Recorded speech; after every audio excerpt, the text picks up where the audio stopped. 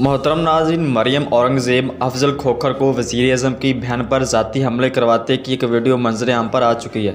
कुछ रोज़ कबल पंजाब हुकूमत ने नून लीगी MA ने अफजल खोखर के घर खोखर पैलेस के कुछ हिस्से मसमार करके उनसे सरकारी ज़मीनों वगैरह करवाई थी। इस पर अफजल खोखर ने कौमी असम्बली में तकरीर करते हुए यह मामला उठाया था।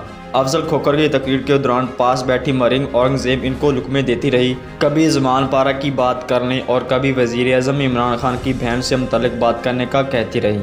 मरियम औरंगज़ेब ने अफजल खोखर को लुकमा दिया कि वह वज़ीर आज़म इमरान खान की बहन पर ये अल्फाज इस्तेमाल करके हमला करे, जिस पर अफजल खोखर ने कहा कि मैं अपनी बहनों को सरकारी फंड से मशीनें नहीं लिख कर दी, जिस पर मरियम औरंगज़ेब और दीगी लीगी रहनुमा डेस्क बजाते रहे और शोर शराबा करते रहे। वीडियो देखें तो अफजल खोखर अकेले ही तकरीर कर रहे थे और करीबी कुर्सियां खाली थी। इस दौरान मरियम औरंगज़ेब आई और साथ वाली कुर्सी पर बैठकर अफजल खोखर को मुसलसल कान में बताती रहीं उन्हें क्या कहना है, और अफजल खोखर कहते रहे।